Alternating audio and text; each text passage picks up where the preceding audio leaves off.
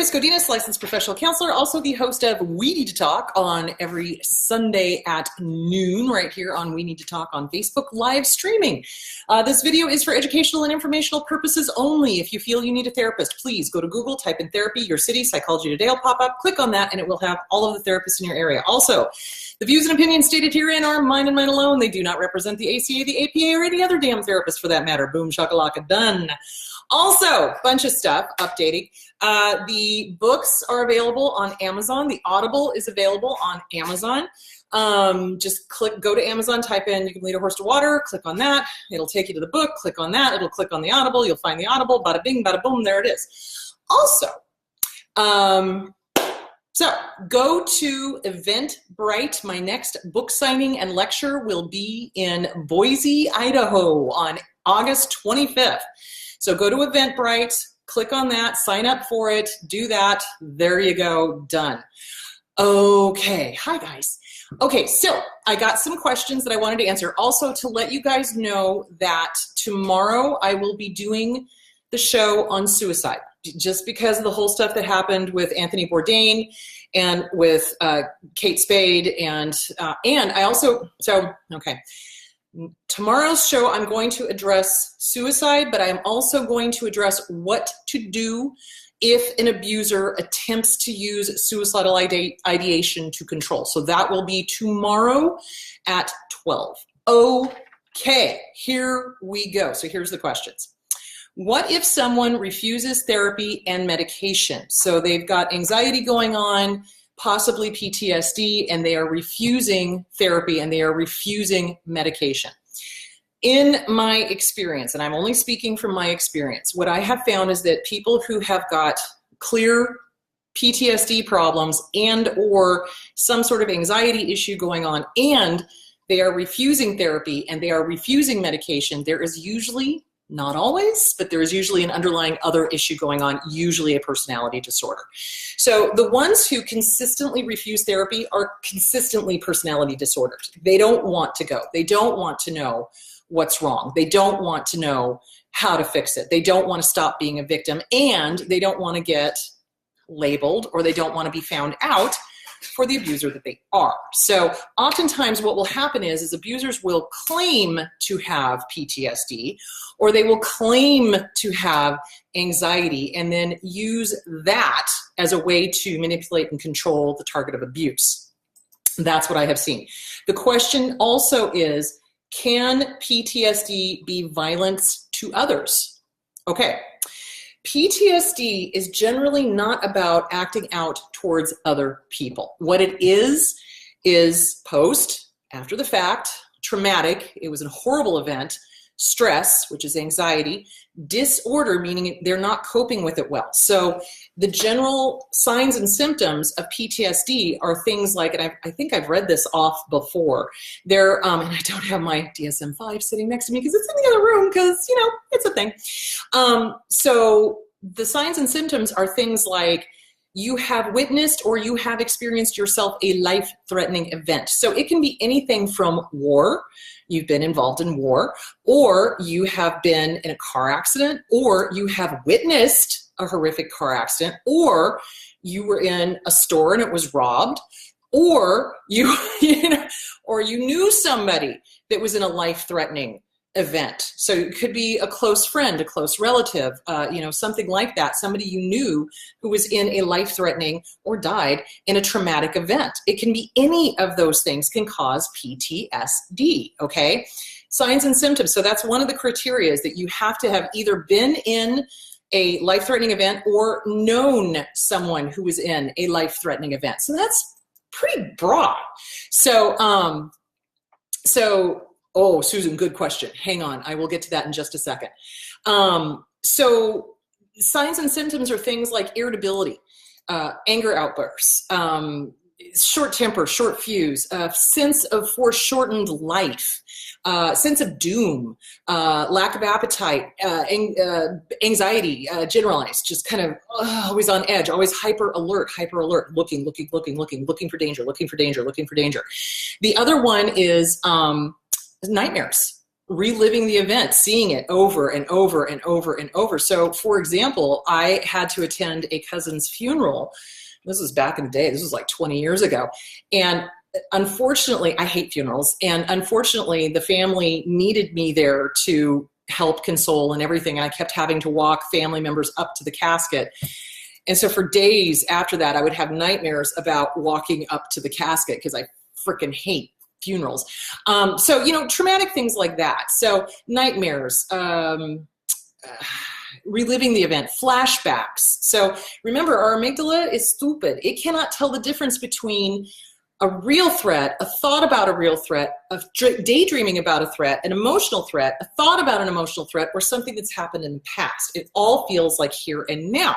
So when we have flashbacks, the amygdala engages and it's like, oh my God, this is happening right here, right now. It's happening, it's happening, it's happening. It's happening, even though it's just a thought, which is where EMDR comes into play. So no, PTSD generally is not violent towards other people. And I'm going to get back to that. I want to catch this question before it goes away. What if you can't get therapy because no one is knowledgeable in your city? How do you get help with the trauma? I went to see a counselor who said, C can't help me and didn't get what I was saying. Okay, and this is a common problem, especially in rural areas. So, and this is the thing that pisses me right the hell off about licensure, okay? So the way licensure is set up, therapists cannot cross state lines to do therapy. I mean, I can cross state lines doing this, I can cross state lines educating, I can cross state lines doing whatever. I cannot take on an individual client and do quote unquote therapy in exchange for money. And it's stupid because not every single area has got qualified therapist. It's just that simple. You go to someplace like North Dakota where there's very few people, or someplace rural, out in the middle of godforsaken nowhere. And well, North Dakota kind of is out in the middle of godforsaken nowhere. But the point being is, you be somewhere where it's rural and there's not huge cities everywhere. And your choice of therapist goes way down. So what can you do? You can try to find a life coach that is, well versed in post-traumatic stress disorder. You can try to find somebody that can Skype, and every single state's laws are different. And that's the problem, is because you need to know what the state laws are to make sure that you're with a good therapist that can help you, and where you can go and this, that, and the other thing. The other thing you can do is you read as much as you can on PTSD. There are books out there. There are workbooks out there. There are tons of things you can do yourself, but it sometimes does help very much to have a soundboard to help you work through that stuff. And there's not every place has EMDR. Not every therapist knows how to do EMDR. I don't do EMDR. I am strictly CBT. I am strictly cognitive behavioral therapy. So I do align myself with other therapists that are EMDR therapists, so I can say, okay, I've taken you as far as I can take you with CBT. Here, I'm handing you off to this therapist who does EMDR. Why is it when you have it for a short duration and you eventually feel happy, it feels strange? Well, because the anxiety is like there, and then you feel happy and you've let your guard down and you're feeling happy. And so that hyper-vigilance, it's like that cognitive dissonance. It's like, wait, shouldn't I be on guard? Wait, this feels weird. Why am I okay? Why is everything okay? Is everything okay? Everything's okay. Do you see where I'm going with that? So it just takes time. It takes time. So the question is can PTSD sufferers be violent to others? The answer to that is generally no. And let me tell you something. There have been cases in the not too distant past where murderers would claim that they had PTSD, and that's the reason why they woke up in the middle of the night and strangled their wife to death, or beat the wife to death, or beat the husband to death, or whatever it is that they said that they do. That isn't how PTSD works. Will you wake up in a panic occasionally with the flashbacks? Oh yeah, reliving events? Yeah, you betcha. Will you wake up, oh my God, yeah, you'll do that. But you're not going to wake up and grab something and go kill the person who's sleeping next to you. You know where I'm going with that. So there's been multiple cases where they tried to, I think even the sniper case, Chris, what the heck was his name? Cannot think of him. The American Sniper. So the guy was killed by the other guy who claimed that he had PTSD. And it's like, that's not how it works. Sorry. That's a really bad defense, and your attorney should probably be you know, spanked. So depending on what he looks like. Anyway, the point being, sorry, I've had way too much sugar. But no, I mean, the attorney, it was grasping at straws, trying to find a good defense that could put reasonable doubt into the jury's mind. So you got to understand, mental health, court stuff, two very different things. So there that is. Are they dangerous to others? No, but let me tell you something. I again have seen abusers use PTSD as an excuse to abuse. They will do that. They will say, oh, well, you know, I was in the middle of a flashback and that's why I beat my partner. It doesn't work that way, guys. It doesn't work that way. And anybody who knows anything about mental health will be able to go, yeah, that's a load of crap. You're just an abuser. Have fun with that. So yeah, if they're abusive, guys, there's something other than PTSD going on.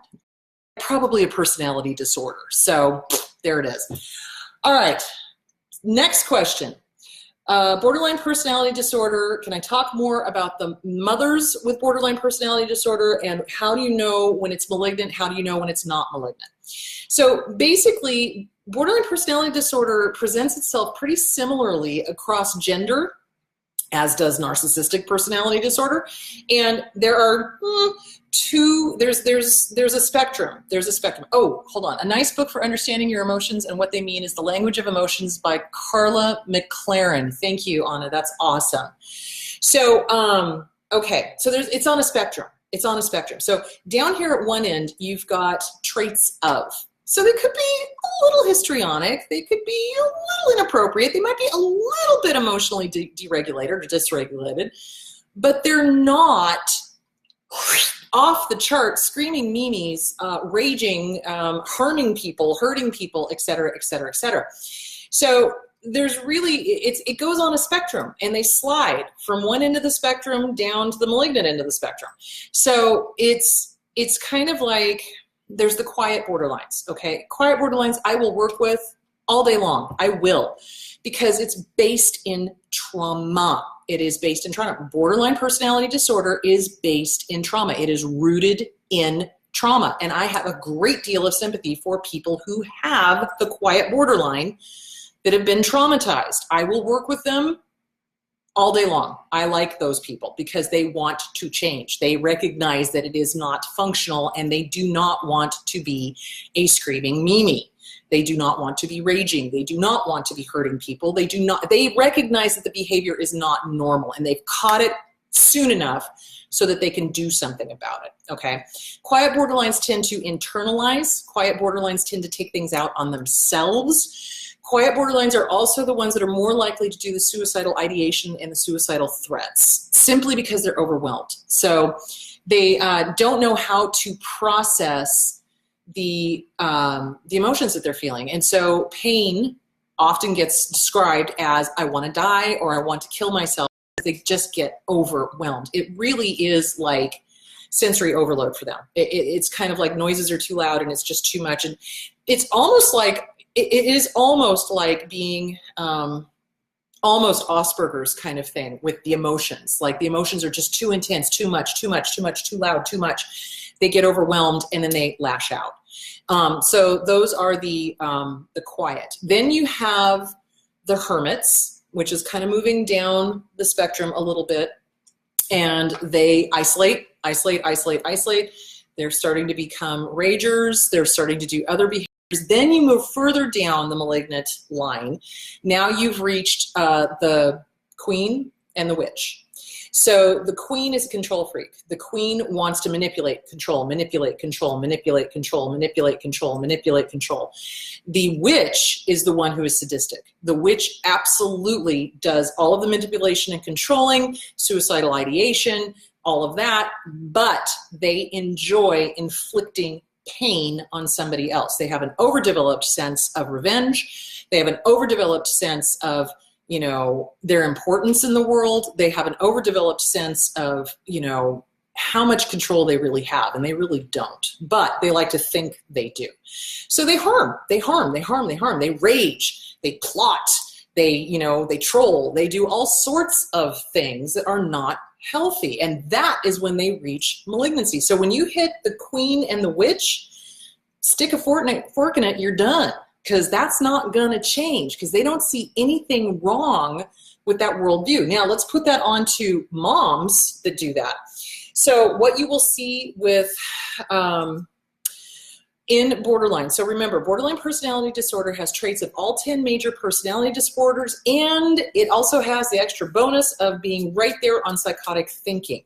There's not so much psychotic thinking when it's down at the lower end of the spectrum. There may be some thoughts that might be a little off, but when you get towards the malignant end of the spectrum, there's going to be paranoia. There's going to be psychotic thinking that doesn't even make sense. When these people rage, it's usually word salad because they're trying to confuse the other person and twist it around so it's all their fault. Mothers who do this are oftentimes in competition with their children. So the ones who are in the malignant end of the spectrum, they're in competition with their children. It's all about power. It's all about control. It's all about manipulation. It's all about, you owe me. I gave birth to you. You owe me, blah, blah, blah, blah, blah, blah, blah. That is what malignant does. Malignant is, there is no unconditional love. It's all strings attached, all strings attached, all strings attached, all strings attached. No, Melissa, right now I'm talking about BPD mothers.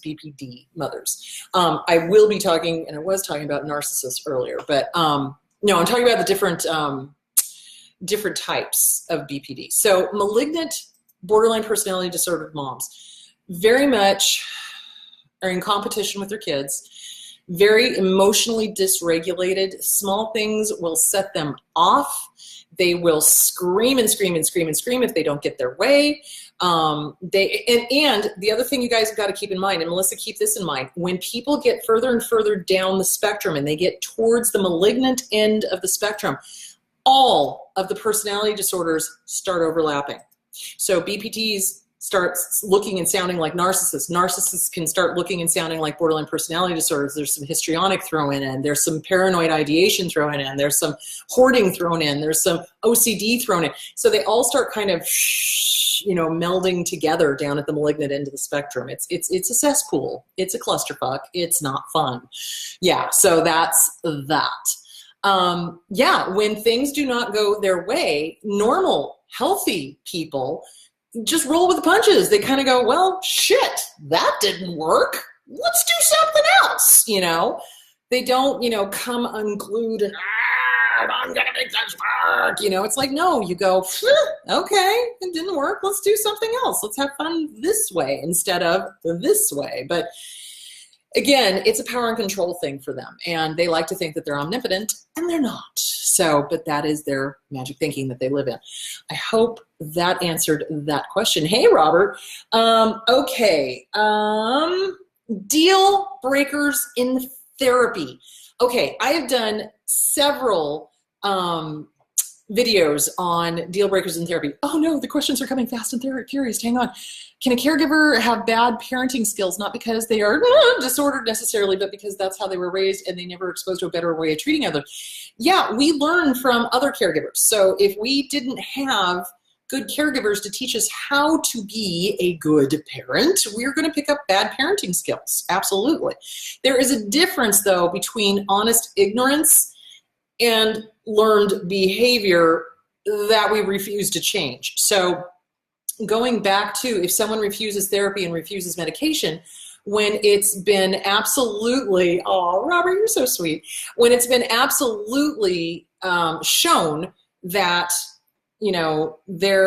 there's a problem and they refuse to fix it and they refuse to do anything about it. Okay, now we're in willful ignorance. Now we're up to, I know there's a problem. Fuck you, I'm not going to fix it. I don't need to fix it. I'm better. I know more than everybody else. I don't need to be changed. Whoa, that sounds like a personality disorder at that point, don't you think? Because that kind of sounds like a narcissist. I don't know. So, yeah, that's an issue. Okay. Yeah, it's never okay to hit a kid. Ever, ever, ever, ever, ever, ever. I've hit the hermit stage of depression. I'm going to talk about depression tomorrow because, like I said, I have great sympathy for the lower end of the spectrum. So I want to talk about how to help with that. And think about it too. When we're being abused or when we've been abused, one of the issues that we have to cope with is depression, because when we come out of an abusive relationship, that stuff is there. And all of that original wound stuff is there, and we've got to cope with that. Any thoughts on the celeb suicides? I'm going to talk about that tomorrow, guys, because that's going to be my topic. Deal breakers in therapy. Back to that question. All right, so I've done several videos on what to look for in a therapist, okay? So one of the, so my friend Anna and I talk to each other all the time. Anna is another counselor, and we consult. And sometimes she tells me stories, and I go, oh, dear God, I fear for the future of counseling, because these schools are turning out interns that have no business being in my profession, and I would like them to remove themselves immediately. So what you need to look for or the deal breakers you need to look for in therapy is any therapist who monopolizes your hour and talks about themselves. So I have clients that come in and they want to avoid doing their work and avoid talking about the tough subject. So for example, let's say we're going to work on original wound, and the assignment last time was to do the letter. So, hi, how are you doing? How did the letter writing go? It was really good. How are you doing? How was your weekend? Da, da, da, da, da. And they want to get me talking. And that's when I go, yeah, you know what? You're avoiding. So what's going on with you? I'm good, by the way. What's going on with you? And then I flip it right back onto them so we can get working on that meat of that issue so we can get that done. So any therapist that starts talking about their weekend for, 10, 15, 20 minutes, and it should be no more than like a minute or two.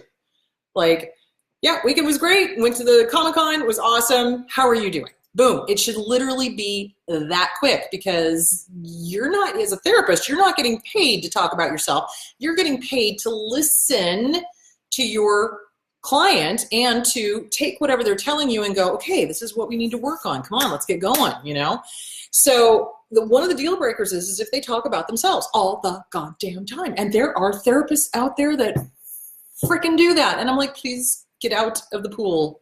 Get out of the therapist pool. Please go bye-bye. Remove yourself. Yeah. So there are therapists that do that. The other deal breakers, obviously, there are deal breakers like they come in drunk. That's happened. They come in high. They come in disinterested. Like they're not listening. Like they're not listening. Like you can tell. It's like they've zoned out and blah, blah, blah, blah, blah, blah, blah, blah, blah. Now, will that occasionally happen to a seasoned therapist? Yes. I hate to admit it, but sometimes when it's been one of those insanely busy weeks, I will find myself going, oh shit, what did they just say for the last 2 minutes because I zoned out? What the hell happened? So that'll happen. But at that point, you be honest with your client and you go, hey, you know what? I'm so sorry. Can you repeat what you just said so I make sure I get it? And you make sure you're on track, and you call yourself out on it. Good therapists call themselves out on their shit. They do. Bad therapists make excuses. Bad therapists blame other people. Bad therapists probably have a personality disorder of their own, and you got to be careful of that. And if the therapist, okay, here's another deal breaker. So let's say you walk in and you have something that you really, really, really, really want to work on, and the therapist goes all over the place and never gets to the issue. One of the things that I say when my clients sit down in front of me is I go, hey, how are you doing? What are we working on today? So they lead me to help me help them. Help me help you, help me help you, help me help you. You know what I'm saying. So it's always keeping them on task and getting to the point and working on that issue. And sometimes, I push, let's go there. And the client goes, no, and I have to back off. Now, if you've got a therapist that refuses to back off, again, kind of a red flag. Now, I don't mean backing off to the point where you never hit that topic, but if the therapist pushes you too hard, you're going to push them out of therapy, because they're going to go, I don't want to talk about this. This is too painful. You're moving too fast. I can't deal with it. Oh my God. Do you see where I'm going with that? So it's this fine line of you push them, but you don't push them so hard that you push them out of therapy. And it's hard to do. It is. And it takes practice. It takes practice to know how to walk that line. But if you've got a therapist that is constantly pushing you to the point where you're just like, fuck you, I don't even want to go to therapy, Houston, we got a problem. The other thing too is when I talk to my clients about diagnoses or what's going on with them, I have them read books on it. I go, here, read this book. Tell me if this resonates with you. And if it doesn't, let me know. Very, very rarely, they'll come back to me and go, yeah, this one doesn't resonate with me at all. Okay, I was on the wrong track. Okay, we'll keep talking. Let's try to figure out what's going on. So that's what I do. It's kind of like everybody knows intuitively how to heal themselves, how to work on themselves. And if something doesn't resonate, it doesn't resonate. You go down a different track and see if maybe that's what's going on with the person. Because sometimes people don't know what's going on with them. Sometimes they come into therapy and they sit down on the couch and they go, oh my God, I don't know. I don't know what's going on. I just know everything is wrong. And that's when you start helping them tease it out and remember to give them back their own power. Good point. What if you're afraid of losing your therapist? I have a very hard time opening up and had two really good ones as a child. One got married and had to move, and the other one had to move as well. I guess I could say I'm afraid to get attached. Not uncommon. So here's the deal. Therapist's goal, therapist's role really is to be a cheerleader, kind of. So we don't want you attached to us. Okay, so here's the thing, and here's what you guys are gonna go when I tell you this. We abuse survivors not only get trauma bonded when trauma happens, we get trauma bonded when someone is helpful to us and kind to us and guides us, okay? Because we all have abandonment issues, codependency issues, trauma bonding in our past, original wounds. So therapists do kind of stand in for all of the good parents, the cheerleaders, the everything else. And it's called transference, countertransference. So transference is when the client transfers all of those feelings onto the therapist and kind of makes them the substitute mom or dad or cheerleader or whatever. And then when the therapist goes away, again, it's a relationship like this because there's a power differential. This is why we don't have personal relationships with people outside of therapy, because there's a power differential and you don't want to take advantage of that. So it's like this, the therapist goes away. If the therapist has not done their job and prepared the client so that they can stand on their own, you're going to go ka-thunk. So it's really important that the therapist does not make you dependent upon them, okay? This is why I'm always telling my clients, and I'm always telling you guys, you have the power to heal yourself. You have the power. All you needed was me as a backboard to relate it to you. Oh gosh, I'm losing the questions. Of course, I have a friend with a question. Will a narcissist continue to challenge and game the system even after severing loss after loss? Yes, they will. Will they ever recognize the harm they are doing to themselves as they are intent on doing harm to a target? No, they won't. They will never recognize it. They are kind of stupid, 3 O's that way, because they're arrogant, because they think they know it all, because they think that they are smarter than everybody else. They think that they know the law better than everybody else. They literally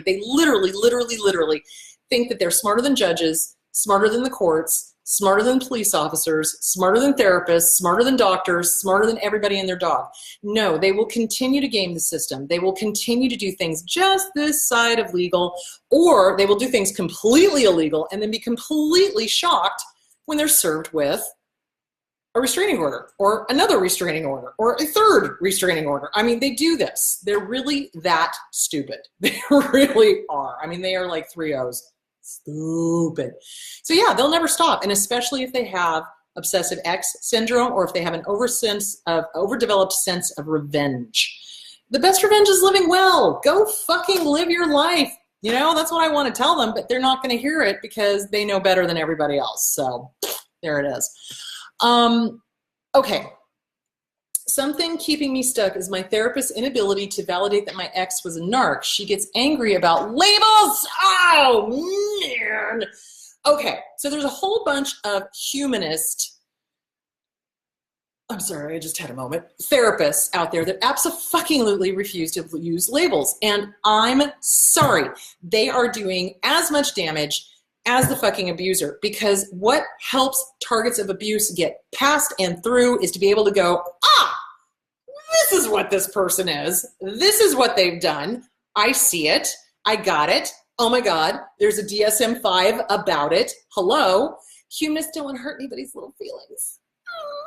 They don't want to hurt anybody's feelings, which I think is a load of shit, because an abuser is an abuser, and that's it. Whether you call the abuser Harold, or whether you call it narcissistic personality disorder or malignant borderline personality disorder, it's a fucking abuser. Pink elephant taking a shit in the corner of the living room is still a pink elephant in the corner of the living room taking a shit, whether you call it Harold or whether you call it a pink elephant.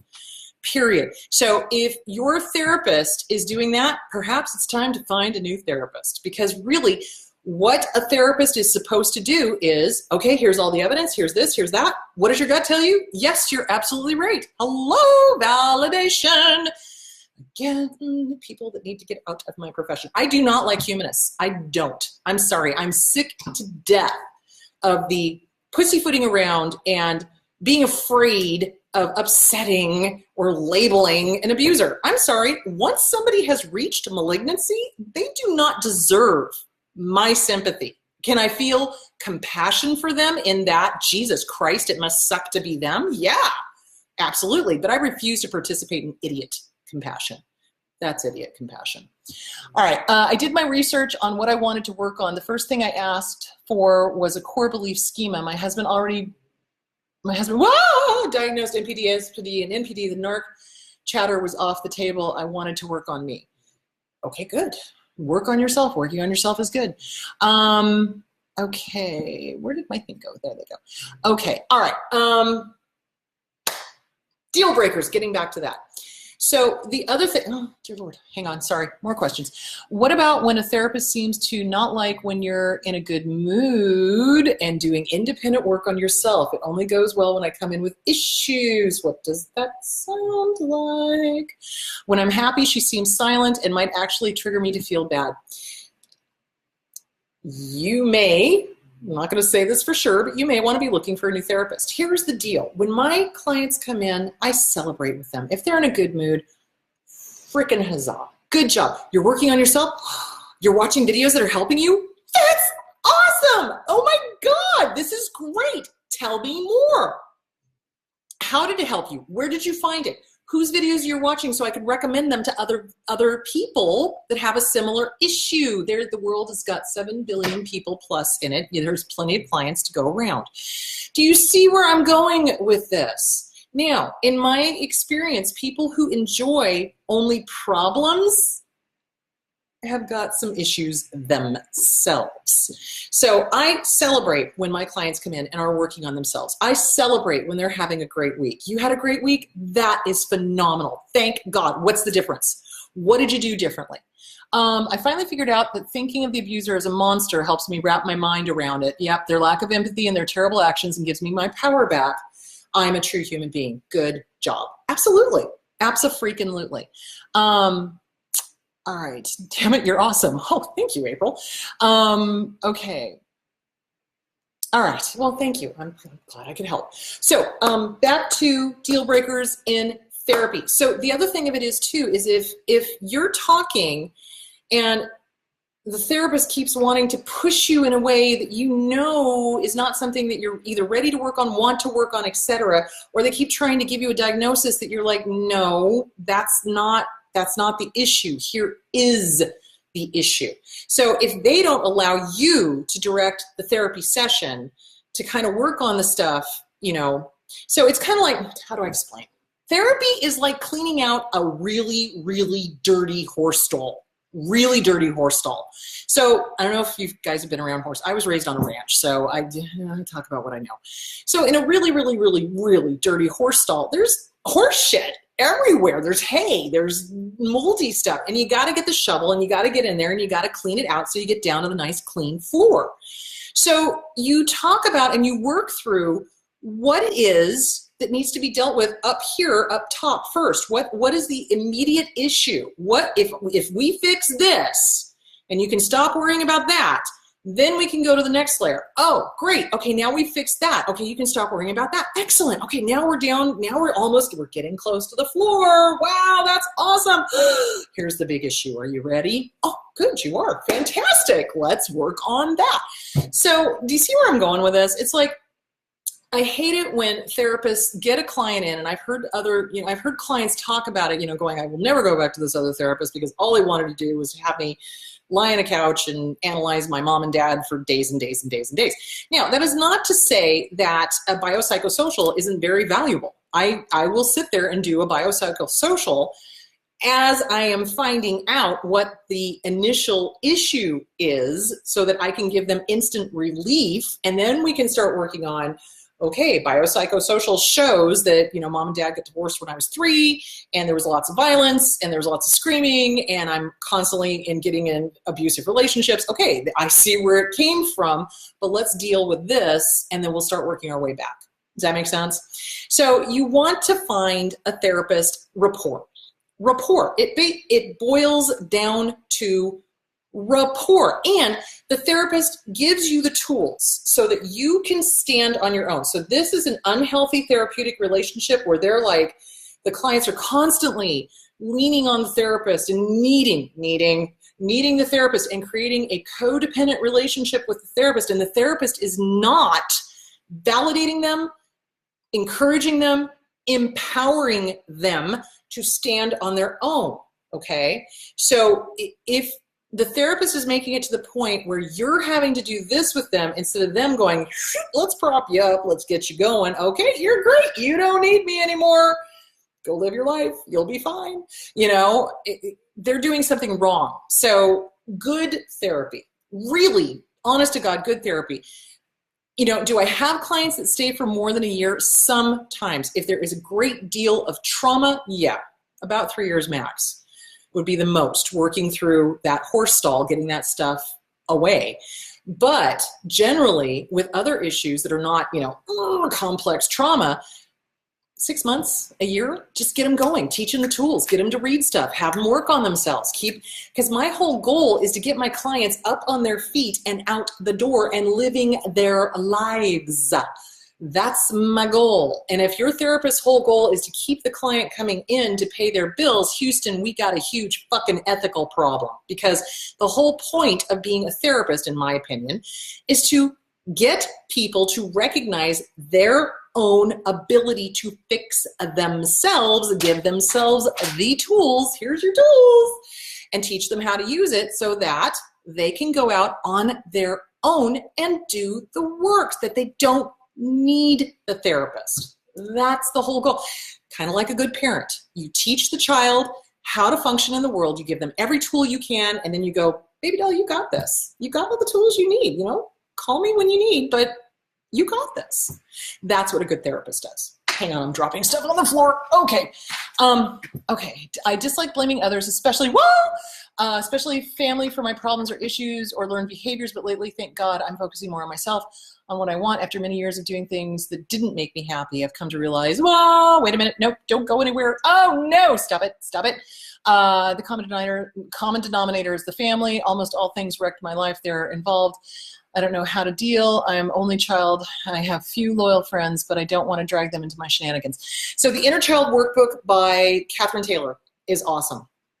It is, and it goes through all of the stages of working through any issues that came up when you were a kid.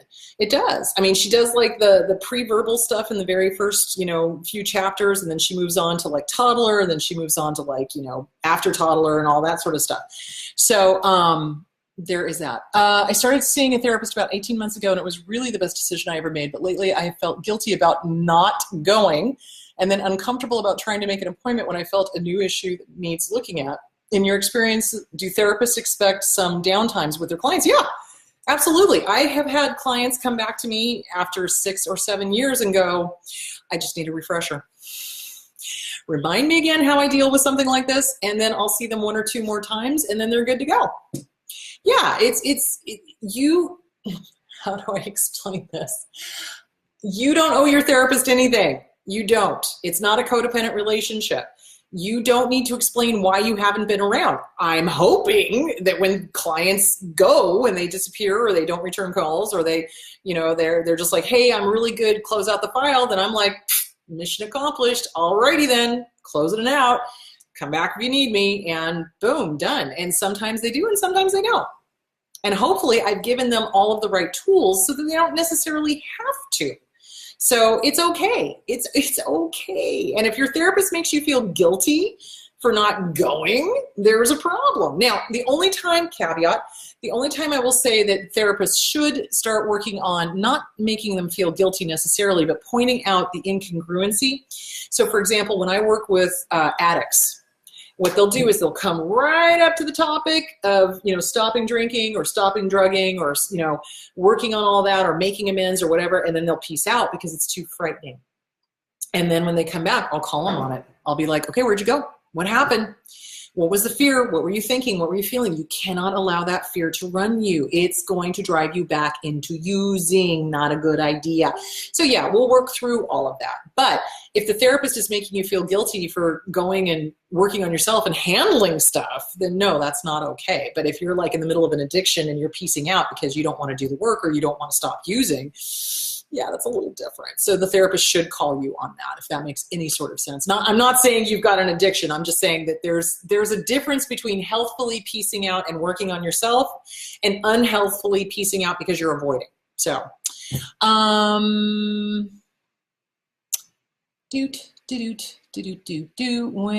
what could I tell myself to be strong during periods that he gives me the silent treatment like now, and it can go on for months? All right, so, okay. Silent treatment is a way to harm and control, and it's a way to reestablish dominance. It's a way to harm the other person. It's a way to make the other person on tenterhooks, like hanging in the wind, floating in the wind. So the thing of it is are you done being abused? Because healthy, normal people do not do the silent treatment. They don't just peace out and not say anything. If somebody stops communication with somebody, they usually explain, first of all, here's why I'm stopping communication. Please do have a wonderful life. Good luck, God bless, adios. So what abusers do is they peace out and they intend it to guilt trip and harm, fear, obligation, and guilt. So the question is, are you done being abused? If you are done being abused, start reading everything you can on abusive behavior. The Hoover will happen. Oh, baby, I'm so sorry. I didn't mean to. I miss you. Let's get back together again. It'll be different. I won't do it again. Yada, yada, yada, yada, yada, yada, yada, yada, yada. You know what I'm saying. So, okay, there is that. All right. Okay. I think I covered that. So rapport, that's what I started to say. Rapport is the most important thing with a therapist. Do you like them? Do they like you? And it's so funny to me to listen to interns say things like, oh, I had this client and they were horrible and blah, blah, blah, blah, blah. And they're young. In my experience, there are very few clients that I look at and I hate. Very few. The ones that I don't like are the abusers, and in those cases, I separate them from the abusee and I start seeing each individually, and eventually the abuser will drop off the planet because they don't want to be found out, or they know that I see them for what they are. But it's the rapport. I genuinely love my clients. I do. Even the most difficult ones. And it's so funny because the ones that come in and I'm like, oh God, I hope to God I can help them because holy shit, usually end up being the ones that have made the most impact on my career as a therapist and as in my ability to help people. And they are the ones that stick with me. And they are the ones that when I give them the tools and I go, you got this. You absolutely got this. And then they send me texts and cards and things saying, hey, I'm doing great and I got married and I'm having a kid and, my career is going wonderful. And, those are the ones that I just go, good job, good job. Because the rapport was there, because I genuinely like my clients. And it frightens the fuck out of me when I hear professors, because when I was going through school, there was this one professor in particular who shall not be named because I do not want to be sued. But he said things like, oh, well, I'm teaching because I hated my clients. And I'm like, please remove yourself from my profession, seriously. And while you're at it, get out of teaching. So you got to like your clients. If you don't like your clients, there's not going to be the rapport there. You're not going to have that. You know, they walk in, they know it's a safe place. They know they are unconditionally accepted. They know that I am not going to sit there and be all judgy and shit, you know? So it's unconditional acceptance. It's unconditional no matter what's going on, which is why I am so grateful, because when I am working with somebody who is an addict and has had a relapse, they trust me enough to come back in and say, I've relapsed, help me. Which is so hard for addicts to ask for help. So that to me is a great honor, that they trust me enough to be able to go, I need to ask for help. I know she's not going to judge me. We can work on this. Mission accomplished. So you genuinely have a feeling, a good rapport. It's like you like your therapist likes you. There's an unconditionality about it. It's a safe place. You don't feel judged. You don't feel guilty. If you feel guilty, get out. If you feel, you know, like there's not a good rapport, like they don't get you, get out.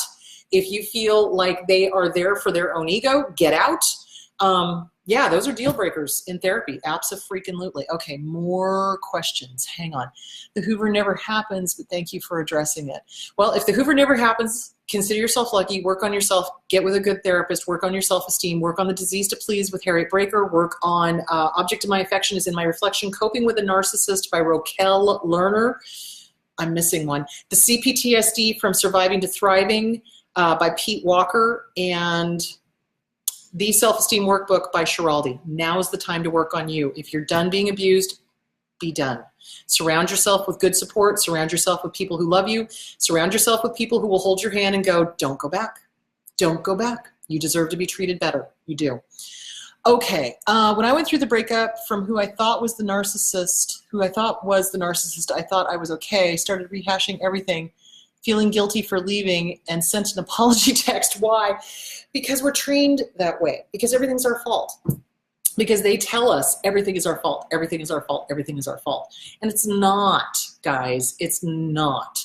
So if there was abuse involved, if there was verbal abuse involved, if they put you down, if they, you know, made your life miserable, if they started the devalue and the discard and you couldn't do anything right, you have nothing to apologize for. Walk the fuck away. Boom. And you do not owe them an apology. Period. But when we are in the middle of fear, obligation, and guilt, fog, yeah, we feel like everything's our fault because we've got that cognitive dissonance going on, and we are, wait, they're saying this, but I'm feeling this, but they're telling me this, and I need to apologize, and it just goes on and on and on. So it's usually because of fog. It's because of cognitive dissonance. Get with a good therapist. Start working on your self-esteem. Get out. Get out, save yourself. How can I start opening myself up to people? I now get so triggered by everything that reminds me of narcissism. I'm married to one with children and feel trapped. Just got out of a bullying environment at work. Good for you. I'm now a manager at a new job. Yay, good job, but I get so scared. So that is common. It's triggers. So when we have been abused for a while, we're going to see narcissists everywhere. It's kind of like seeing the boogeyman everywhere. Remember when we were kids? And we, you know, saw a scary movie, we were convinced we saw the big, bad, scary guy in our house everywhere. So it's post-traumatic stress disorder, guys. Complex post-traumatic stress disorder. You are in hyper-vigilance. You are going to see stuff everywhere. Now, you've got to come to the point where it's like, is it traits of? A lot of people have traits of. Or is this really somebody that is going to be dangerous to you and you need to stay the fuck away from them? And that's why educating right after getting out of the abuse is really important. That's why getting with a good therapist is important. That's why working on yourself is important. Because for me, when somebody comes into my realm of existence and they present with narcissistic behavior, I'm like, peace out. Not playing. I recognize that a mile away. Thanks for playing. Do you see where I'm going with that? So it's trusting your gut. You've got to learn to trust your gut. Not everybody is a narcissist. Thank you, Jesus, or Boofa Baba, or whoever is up there. But, you know, you've got to trust your gut. If something feels off, trust it. It's not going to steer you wrong. It's not. It's not. All right. Generally, my mother and I like each other. I live with her as I'm disabled and I'm waiting on Social Security ruling. Okay, Social Security, I will tell you this right now, and this is what pisses me off. When I was working in the homeless shelter and when I deal with veterans and other people that are applying for disability, etc., those motherfuckers will make you apply and apply and apply and apply and apply and apply and apply and apply and apply. So they'll deny it about 5 or 6 times, and then they'll finally accept it. It's a game. It's a game, so don't give up. Don't give up. Just make sure you have all your documentation in place and keep, you know, appealing. Keep appealing, keep appealing. It'll take about, on average, 4 times is what I saw, but they will deny it over and over and over again. And I think what they're doing is they're trying to rule out the ones that really want it and the ones that really are just, you know, doing it to get money, because there are people like that out there. But don't give up. Don't give up. When her boyfriend starts his abusive behavior, she starts the discarding and devaluing behavior towards me. I'm seeing a therapist and watch videos like yours and Rich. Oh, if you can get out of that situation, honey, do. I know you've probably living there because it's probably, you know, inexpensive and you're dealing with the SSI, but, you know, if you could get out, get away from it. It's not healthy to be around that. So please take good care of yourself and do appeal. Anytime they deny it, appeal it. It takes about 4 times. So what are some good resources for cognitive dissonance? So a therapist. So when the behavior, so we've been brainwashed, basically. Our abuser has told us one thing, reality is another. And when the cognitive dissonance comes in is when those two come up against each other. And it's helpful to be surrounded by friends and family and people who know, who are grounded, who see the abuser for what they are and can call the incongruencies. It's helpful to have a therapist that can call the incongruencies and go, okay, you're saying this, but he's doing this. Can you see how this isn't matching up? You see where I'm going with this? You know, his words are this, but his actions are this, you know, and they're not matching. So it helps. It helps to have a support group. It helps to have your tribe. It helps to have people who have been there, done that, so they can go, honey girl, you are in cognitive dissonance. Wake up, get out of it. So yeah, it's tough, guys. It is tough. And there isn't a lot of resources, especially if you live in a rural part of the country, you know? So, and really to deal with the cognitive dissonance, you have to start working on yourself. You have to work on the inner child. You have to do reality therapy, acceptance therapy. This is what it is, not what he or she is telling me it is, but this is what it is. This behavior is what I need to trust. This behavior is what I need to see as reality as opposed to the pretty words. So there that is.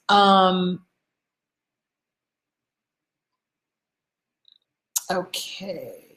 Can you please explain the difference between a typical PTSD and C-PTSD? PTSD is generally a one-time event. So PTSD is war, okay? You're in a war. Okay, that's a one-time set event, okay? And it's going to be pretty similar stuff over and over and over again, okay? C-PTSD, complex post-traumatic stress disorder, is being a prisoner of war and being tortured and having them love you 1 second and torture you the next, or give you stuff 1 second and torture you the next. Do you see where I'm going with this? So it's complex. It happens over and over and over, and it's thrown in with intermittent positive rewards. And this is exactly what they did to, bless his heart, John McCain when he was a prisoner of war. They would torture, then be nice, then torture the nice, then torture the nice, and this is how they drove them crazy. And this is how they got them brainwashed to do the whole Stockholm syndrome, to give up information, to fill in the blank. So complex post-traumatic stress disorder is it happens over and over and over and over and over in different ways, but it's all psychological mostly, some physical, but they do it in different ways and the positive rewards. That's the difference. Okay. All right. Oh, hello, Atlanta. I miss Atlanta. I had so much fun there. Oh my gosh, you guys. My best friend is looking to start her 6-year-old son in therapy. His father was 50-50 custody, has NPD. What are some questions to ask the therapist to make sure that they are knowledgeable in these cases without sounding rude, but to be sure they will be helpful, not harmful? Oh, that is going to be a hard one.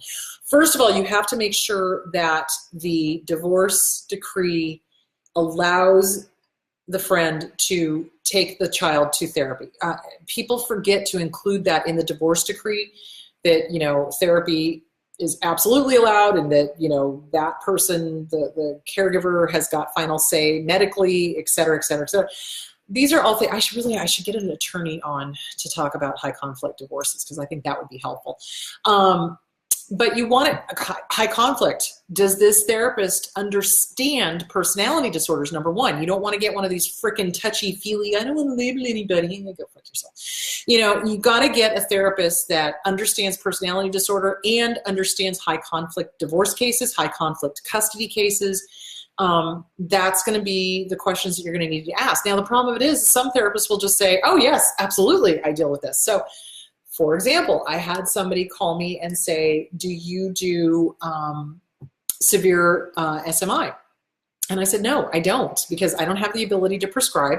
And that's not, I mean, I know about it. I know how to help cognitively once they are on medication. But if they are not on medication, it's not going to do any good to send them to me, because if they are schizophrenic or if they are bipolar with psychotic features, they're listening to the voices in their head. They can't hear what I'm telling them to help them. So once they are medicated, yes, I will deal with them.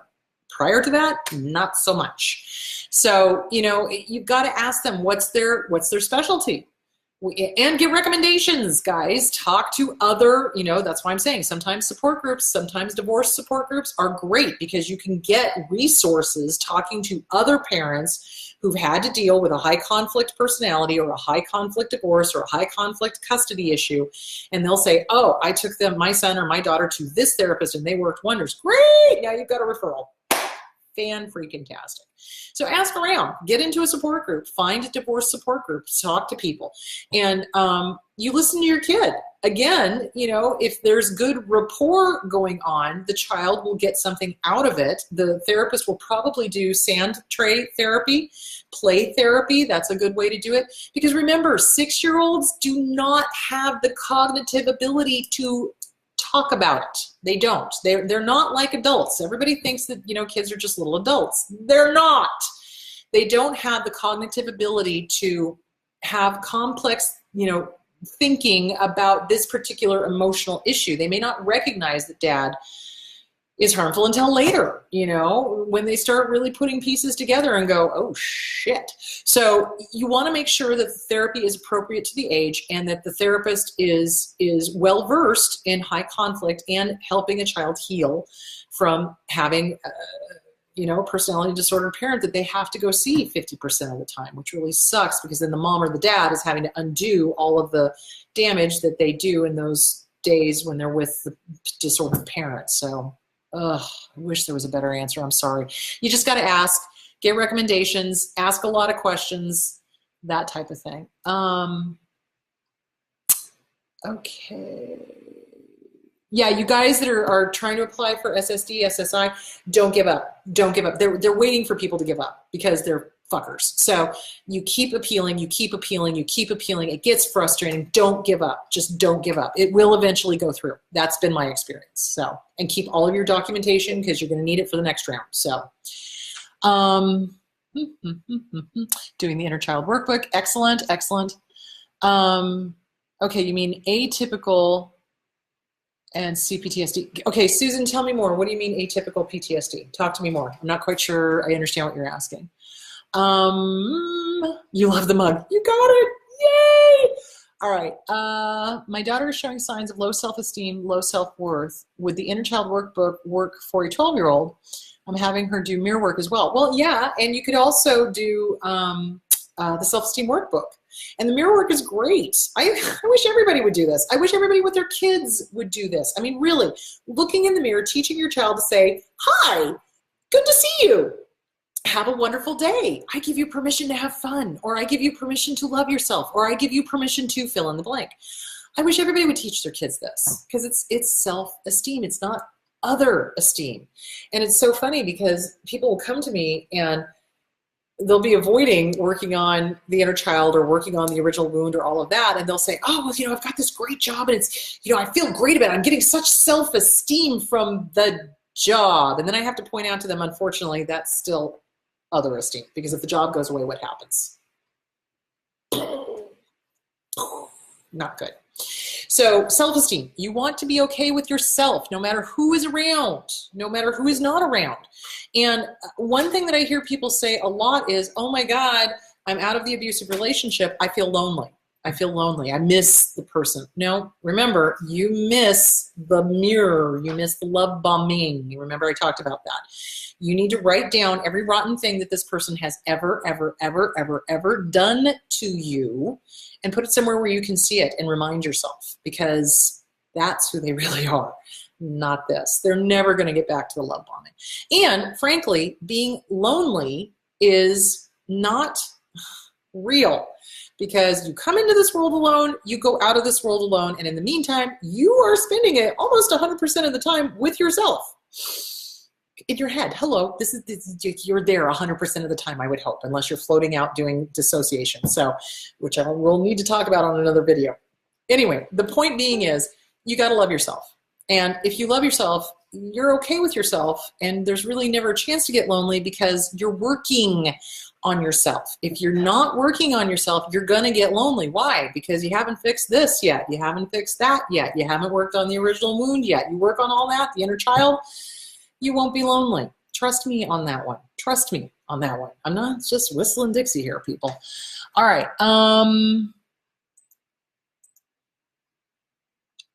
Parental alienation. Yes, that would be something for people going through. Yeah. If you're talking to a therapist, do they understand parental alienation? Abso-freaking-lutely, because they do this. What is the best way to approach and explain to a 6-year-old what therapy is and why they need to go? Do you say they need to go, or ask the child if they want to? Oh, geez. Guys, kids are not in my wheelhouse. That's not who I work with. I work with teens and up. So I generally work with like 15, 16, 17, 18 and up kind of thing. 6-year-old is very young. Usually the cutoff age for therapy is 5, because that's when they start getting their cognitive ability. Plus the fact some kids develop slower, some kids develop faster. You know, that would be, that's a tough one. I don't think I can handle I can't answer, because that's not in my wheelhouse. So again, telling you right here, right now, I don't know. I do have a friend of mine, Lourdes Ianello, that works with kids. So I will ask her that question and see what she says. And then I'll have to get back to you on that. So there it is.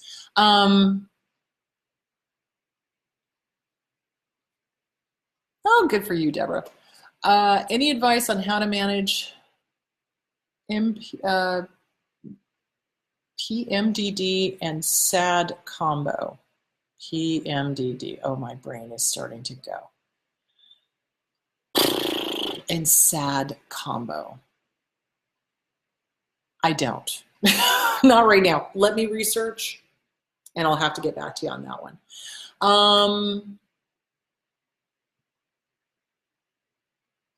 Notice that my current SO share the same toxic characteristics my dad has, and I don't want to suffer like my mom did. How do I, whoa, where'd it go? How do I blow away that type of guy being over-selective or under-selective? So you work on you. When you recognize the original wound and you fix the original wound, you won't be attracted to that type anymore, because you're not trying to fix this over here with that over there, if that makes any sort of sense. Thank you, Julie. I'll look it up and get back to you on that one. It's getting warm in here. Either that or I'm having a power surge, which is quite possible. How do you get family to understand what you've been through or going through? Because when you try, they just ignore it and turn their backs. Is there a book I can read on this to heal this? So here's the deal, guys. And I've talked about this before. People don't like an inconvenient truth. They don't want to acknowledge that there are people out there, like the woman who took her 7-year-old up to the 25th story and purposely dove off the 25th story with him just to hurt the ex. Or the asshole in Texas who killed an entire family, left the wife alive, but took out all of his kids and the new husband. And this was 2 or 3 years later after the divorce, because he was a vengeful piece of shit. And I hope he's roasting in hell right now. So people don't like acknowledging or dealing with the truth of the matter is there are abusers out there. There are abuse survivors out there. And that is why we have to speak the fuck up. Now, are there books that will help the family get it? Maybe, maybe not. You know, if somebody is dedicated and determined to not understand something, a book is not going to change their mind. You could get them to read The Object of My Affection is in My Reflection, Coping with a Narcissist by Raquel Lerner. You could get them to read Stop Walking on Eggshells by Randy Krieger, which is about borderline personality disorder. You can get them to read my books, you know, What's Wrong with Your Dad, or you can get them to read my other book, You Can Lead a Horse to Water, but You Can't Make Him Do the Cha-Cha. All of these are like case studies, and the first one is autobiographical, but you know, the second one is case studies on abuse, basically. So, and some people are just determined to not see it because it's uncomfortable. And that is a shame. And that is what sickens me, is when people go, oh, I don't see it, it's not happening because I don't see it. Well, it's still happening. Again, if a pink elephant is taking a shit in the corner of the living room, it's there whether you put your hands over your eyes or not. And we've got a pretty big pink elephant with abuse. We do. So we need to educate. We need to share these videos. We need to educate as many people as we possibly can on this. And we need to call people out when they defend abusers. It's not okay. It's not. I'm tired of people making excuses for abusers. There was no excuse for this guy to go kill that whole family. There was no excuse for that Playboy bunny to go take her 7-year-old off the 25th floor. There's no excuse, except they wanted revenge. Well, okay, you got your revenge and both of you are dead and you're both roasting in hell. So have fun with that, you know? We got to talk about it, guys. We got to talk about it, and we cannot allow people to shut us up, and we can't allow people to go deniers. It's not happening. You know, you can't let them do that. You keep talking. Are they going to get it? They may not. And if they don't, then guess what? They're flying monkeys. Get them out of your life. You want people to be in your tribe that get it. You want people to be in your tribe that believe you. You want people to be in your tribe that are willing to speak up and stand up and have your back and go, no more. No more. No more abuse. Done. That's what you want. So some people refuse. Some people are willfully ignorant. And if that is the case, you wash your hands, you find your tribe. Okay. What about self-isolating after abuse? Because I'm not sure how to initiate or find a healthy friendship. Realizing a lot of friendships I had were also narc types. Again, you work on the original wound. So for the first 6 months, year after getting out of an abusive relationship, you probably are going to be a little bit alone. You are, because you're going to need to work on that original wound. You're going to need to work on the inner child with the Inner Child Workbook by Schiraldi. You're going to need to work on self-esteem, or by Schiraldi, by Catherine Taylor. Inner Child Workbook by Catherine Taylor, Self-Esteem Workbook by Schiraldi, The Disease to Please by Harriet Breaker, Object of My Affection by Raquel Lerner, my book, You Can Lead a Horse to Water, you know, all of that stuff. You're going to need to work on you. Fine-tune you. Start listening to your gut, not your heart, not your head, your gut. Your gut will never steer you wrong. It is a simple yes or no answer. This and this will go blah, blah, blah, blah, and drive you nuts. The gut is always like, yeah, that feels right. No, that doesn't feel right. It's simple. It's simple, guys. It's simple. So you start listening to your gut, but you want to work on you first before you get back into any kind of relationship. And you don't have time to be lonely because you got some reading to do. You do. Okay. All right. Okay, guys. Whew. I think that's all I got for tonight. Tomorrow, I will be doing suicidal thoughts. I want to talk about the recent celebrity suicides, Anthony Bourdain and Kate Spade. I want to talk about how to help somebody who is suicidal and the difference between true suicidal ideation and abusers use suicidal ideation to keep the target of abuse with them out of obligation and guilt. So I want to talk about the difference about how to do that, what to do, et cetera, et cetera, et cetera. All right, my loves, go have a wonderful, wonderful Saturday night, and I will see you tomorrow at noon. Talk to you later. Bye.